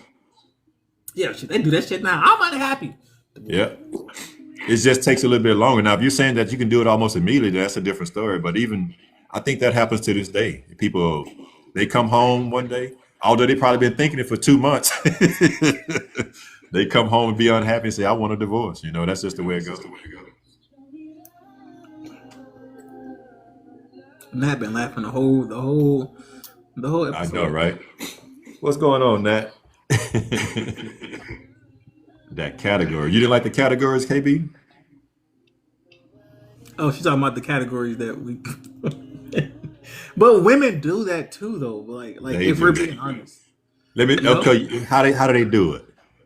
If you're gonna take me to Olive Garden or you're gonna take me to Ruth Chris, where are you taking me? Oh, I don't know right now. I can't. The broke me. All right. I'm not great. Let's talk about that real quick, and then we'll stop it because I know we can talk about a whole bunch of things. But what do you think about that, though? What do you think about that? As far as like standards when it comes to that from a man or for a man, when it comes to like take them out and stuff like that, the first date or whatever. Man, listen, here's my thing about it. I feel like because of social media that we in a sense took out the importance of what it is the first date is truly about. They put so much goddamn context on the place that you go, how much you spend versus the real authentic reason you're taking this person out in the first place. Is to get to know the person. Period. And you not being appreciative of where it takes you allows me to know furthermore that you're just not going to be the one for me. I promise you that. I say it to say this. I will go to Waffle House. And you don't even understand. It's not that I'm trying to be cheap. It's not that I'm trying to be X, Y, and Z. It's because I genuinely want to sit down and talk to you. Right? Like, we don't even have to go eat. We can go walk in the park. Oh, that's cheap. You got to spend some money. When you lead with that, I immediately know what category to put you in. Yeah. Hey, Simon. You know what I'm saying? I immediately know what category to put you in. You know what I mean? Because that is crazy work. But if we're being honest, just take a step back. What is the real purpose of a first date? Right? It's not to impress the person how much money you got. It's it's genuinely to get to know each other. You sit down, you discuss, you meet somewhere public, for the safety of both of you, and you just sit down and you just talk. Right? That's the problem. A lot of us don't have the social butterfly, so to speak, when it comes to talking to people because you're so used to doing shit behind a goddamn screen. Yeah, I agree with that. I think I saw someone put that it's not dating. They're still dating. It's just a different type of dating now. Sometimes dating is on here. Sometimes dating is in the DM. But they're still dating. I think social media now has become the new dating scene. And you just have to figure it out for yourself if you're doing it. Because you don't get a lot of people. It's not just one way now. You know what I mean? It's all over the place now. But this is becoming the norm, though. Meeting people on here. And this is just tough. Facts. And again, I don't have a problem with what I'm saying, you meeting and engaging with stuff on social media. The problem is when you take social media aspects into life. That's Yeah. where that's where you gotta figure out the difference. You know what I mean? Miss Casey, she said, Trav, stop capping. You know something is going down at Waffle House. Cooks arguing or customers. Waffle House is where it's at. I ain't gonna lie to you. I'm going. Hey, a matter of fact, I'm gonna try to go this morning. Me and Mom may go to Waffle House this morning. Yeah, I love me some Waffle House. I ain't gonna lie. If I do go, I'm a videotape before you send it to you. All right. And then for the ones who feels like, oh, Waffle House isn't a first date, what classifies a first date? I gotta put on a suit and tie. You know? I just want to be here. Here's the biggest thing that I look for, without giving secrets, because you know what I'm saying, I'm not looking, etc. But the biggest thing I'm looking for is me being able to be me. That's it. If I can genuinely be myself, like without trying to impress you, just be my authentic self. If I'm able to do that, like you don't understand how comfortable that makes you. In return, how comfortable it should make you, me. It's like, you know what I mean. Me being myself is what I genuinely want. I just want to be myself. That's it. I don't want to pretend that I have this amount. I don't want to pretend that I got this going on. Like, I just want to be myself. Period. I think that's very important that you can be yourself. You don't have to fake it. You don't have to act like you got money, don't have money, and all that. I think the most important thing is both people being able to be comfortable being themselves. And a first date for me is not going to the movies. That may be like down the road sometime, but I can't talk to you. I can't get to know you. Right. We can do that, but hopefully we're going to be talking afterwards or beforehand, though. Go somewhere beforehand, have dinner before or dinner afterwards, and then we can sit down and talk. Because I'm not going on a date to, we can watch a movie at the house. I want to get to know the person that I'm talking to. What else we got? Coffee dates are the best for first date. You know, just like happy bros, I don't like coffee. I don't like it. Throwing it out there. I don't fuck with coffee. Maybe you could do tea while she's doing coffee. Look, I'll get me a little hot chocolate popping. For those of you who judging, that's what I'm talking about. Why I can't order me some hot chocolate, bro? See what I'm saying? Right. You see that? You see that? I know how y'all look. Hot chocolate? Why I can't get no hot chocolate, bro? Why? See what I'm saying? That's what I'm talking about. Hey, men don't drink hot chocolate. Yeah, bullshit.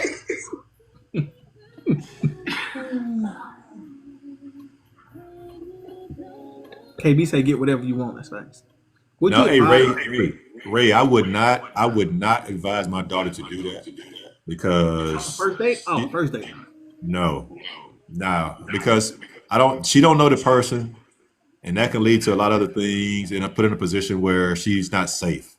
So that wouldn't be something I would advise her to do. I just wouldn't do that. I wouldn't advise that either. There's going to be a small amount of reasons to where I might be uncomfortable with it. Meaning, they knew each other prior, like during college or something, and they disconnected and they got together. It's like, hey, you know what I'm saying? Okay, I can kind of understand it, but I mean, genuinely not knowing them and you genuinely trying to get to know them in that aspect, I wouldn't feel comfortable, especially, being a girl dad in a sense. No, number one rule, man, protection. So we're gonna do everything in our power to alleviate that. At the same time, though, you understand that they're gonna make their own decisions at the same time. What? Jess Roses get it. Top golf is a great first date. Yes. I don't like the aspect of hitting balls on the first date.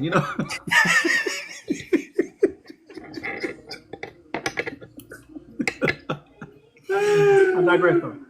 Well, so for everyone that don't know what Top Golf is, it's just like going bowling now. They have these facilities all over America now, which I'm kind of disappointed. I try to get some stock in it. It's still private. They're making a killing right now. But anyway, it's just like going bowling though, where you can go and have something to drink, something to eat, and you still get to know the person. It's not an isolated thing where you can't talk. You can still talk there. So if you're into that and you like that, it's fun. But some people, they don't like it because they can't hit the ball. It's not about hitting the ball. It's about getting to know the person. So just go, have a good time. You can get something to drink there. You can get something to eat there, the whole nine. Definitely concur. Anything that pulls out personality is good, facts. Right. 4. That's right. I don't know what that means, but I'm assuming that's a good thing. Oh, four means it's getting people's attention. So like if you hit a ball, it's people in front of you, and the ball's going towards them. You yell four right, four left to let them know duck because the ball's coming your way. You get your ass Oh knocked out. shit! I thought it was FOUR. FORE. FORE. I thought they was saying four. I thought that was weird. Like, what the hell? I mean, four. I never looked into it. Ain't gonna lie to you. Yeah, it's it happens a lot though. Even like they have different tee boxes that are closer. Like one is going one way, yours going the other. You hit the ball may end up going over there. So you have four tee box, so they'll know to cover their head because you can get unalived on that course from the balls. It's tough. See, Hey, Mr. I play golf all the time, Rose.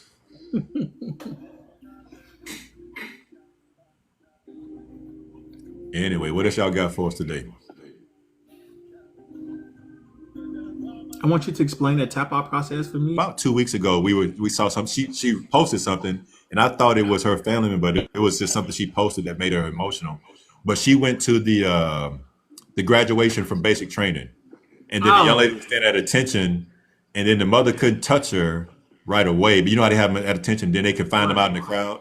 So then she Yeah. went to it, and the daughter was standing with a tear coming down her eye. Then she eventually Yeah. hugged at that time. So yeah, Yeah, so the tap out thing kind of threw me off because we don't really refer military people don't refer to it like that. So what they're talking about is once you graduate basic training, right? Your family is allowed to attend that. You stand at attention until one of your family members touch you, yeah, and then when they touch you, that's when you can cry and do all that. But until then, you stand at attention. The problem is if no one touches you, meaning none of your family members come, then your friend or one of the drill sergeants can touch you, and you can kind of you know what I'm saying? But yeah, the tap yeah. out It was. thing was threw me I out. thought I was all into it. I said, "Oh man, what career field she going to? I know you got a daughter going." I thought it was her going at the ceremony. I didn't know. She said, "Oh no, it was just something I found." But yeah, the young lady was standing there. She had tears. She had an alligator tears coming down too. And then the mom, I somebody mean, don't finally get me touched her, don't, and then don't that's get what me it happened. wrong. Passing basic is one of the most difficult things that happen inside of a service member's career. Basic training, man, it just depends. Like mentally, you can't quit. Physically, your body is not going to be able to do the things that they require for the most part. So once you graduate that, the whole reason behind basic is to destroy your civilian mentality, break it all the way down, and then rebuild you into a soldier mentality. That's the whole reason for basic. Everything that happens in basic is for that specific reason. Everything that you knew as a civilian, in a sense, we got to restructure you. So we got to break you all the way down, make you, in a sense, remove all that out, and then build you back up as a soldier. So when you understand that importance, and then you graduate, right? And then after you just salute it, right? And then now you stand at attention. That's one of the most proudest moments because you're no longer who you used to be. You're now classified as a soldier or airman or, say like you're classified as that 1% now. You know what I mean? So to have your family member kind of live that with you, that memory with you is something that's significant. And to most people, that'll break you down. You know what I mean? Like that'll make you feel like you're on top of the world. Unfortunately for me, that wasn't the case. I digress. Let's move on. We'll talk about that another time. It means a lot when you like. I don't know if y'all caught it or not, but Legendary said something. The 1%. From what we always hear in the military, there's only 1% of the population that serves in the military. And for you to have achieved that goal, when you see so many of your brothers and sisters are beside you that are falling out in basic training, it's a significant event in your life. And nothing can ever replace it because you know that you survived something that was meant to see if you were mentally capable of being in the military or not. It's tough, man. It's tough. So, hey, look, for everyone that's in here now, we really appreciate you taking the time out of your day, morning or evening, to come by and share this time with us. It means a lot to us that you are able to do this. We appreciate and value all your opinions. We love interacting with you all. And if you have topics that you want us to talk about, reach out to one of us or both of us and let us know, and we'll fit them in at some point. We have a lot of different topics that we have online, but we're not opposed to taking the topics that you may want us to talk about. We base it on a man's perspective, but we also know that we have to also lean towards you all side as well to make sure we come from that. So we appreciate you. Don't forget to go to our bios if you haven't already done so. Subscribe to the YouTube page. Eventually, we'll be moving over there though. So So thank you all very much for coming in. Go ahead, my brother. Hey, R. Wilson, I want you to feel like we forgot about you. Do they do that when you leave the military? In the military, there are certain ways that you can retire. However, you want to retire in the sense of the military go, you can do that. So if you want airplanes to fly across your retirement ceremony, if you want to go on the cliff and retire, you can do that too. It's not required, but some people want to go off, in a big way, if that makes sense. It's not like basic though. Yeah, it's totally different. In my opinion, I think a person, this is goes for you too, because I already know what you said. I remember what you said about a month and a half, 2 months ago. But I think it's a disservice to the people that have stood behind you your entire career not to have a ceremony, because what you up there doing now, you're actually thanking them, whoever it is, whether it's your kids, your spouse, mother, father, whatever. You're telling them, thank you for sticking by me these 20, 30 years or whatever it is. And I just want you to have shared this one last military function with me, because most of the things in the military, they're not able to share, especially when we're moving all over the world. So that's just one last thing to be able to say thank you to them and to share something military with them that they probably never even attended a ceremony or something. That's why I think so highly about that people should have they don't have to have nothing extravagant, but have a ceremony to thank the family members and friends that have stuck by them through their whole career. All right, just like Big Bro said, listen, we appreciate y'all. I don't want to, be repetitive, but make sure you go subscribe to the YouTube channel. Y'all have a great and blessed Saturday. We appreciate y'all. Y'all go be great. And last but not least, be the reason someone smiles today. Y'all be safe. One love.